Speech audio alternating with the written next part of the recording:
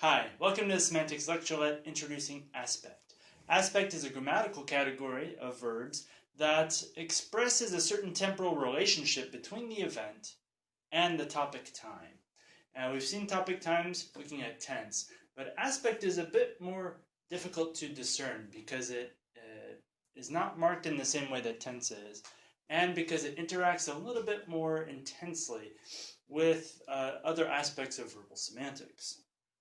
But in English, we get a pretty clear distinction, and we'll be able to use that distinction to get at least a good foothold on the nature of aspect. So just take a sentence like Carl baked a cake. Right? That describes an event. We'd say there is an event in the past of Carl baking a cake.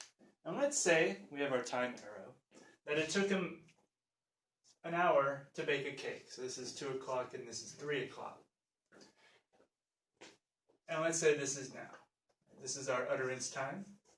And we'll draw parentheses here to signal that the event took place between 2 and 3.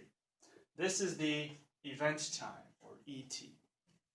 And that's just the time that the event took, the event took to come to fruition, or if it's more of a state-like thing, like Carl is at home, then it's the amount of time that that state held. So that's an hour. But we know already that topic times and event times don't always match. So if I say Carl baked a cake, and my topic time is all of yesterday, right, then we can get a sense of inclusion where the topic time contains the event time. Now, contrast that to the sentence, Carl was baking a cake. That's also in the past, and we get the sense that, but we get a sense that he's in the middle of doing something, right? But let's say that it's the same event. It still took him an hour. But now this time, our topic time is a phone call. Let's say we called him at 2:30, and we talked for a few minutes. When I called him, Carl was baking a cake. And so we get the sense of interrupting him and that sort of thing. So we have these two different relationships. Here we have the event time being a part of the topic time. And we say Carl baked a cake. Here we say that we have the event time containing the topic time. And there we say Carl was baking a cake. And this is the distinction of aspect that we see in English. We call this the perfective aspect, and it's expressed as a simple verb. Carl baked a cake. And we call the other form the imperfective.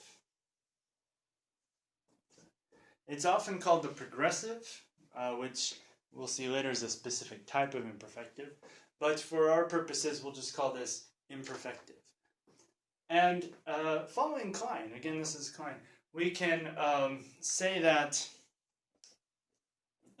the perfective indicates that the event time is contained within the topic time.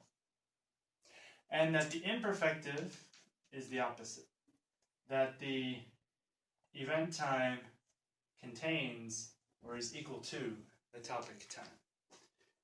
And we can contrast that with tense. Right? Tense tells us the relationship between the topic time and the utterance time. Aspect will tell us now the relationship between the event time and the topic time.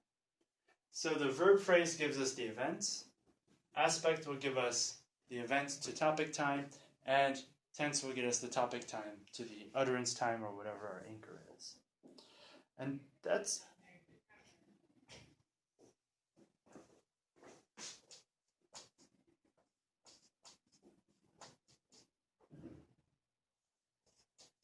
a lot of people going by. And that's pretty much it for the basics of aspect.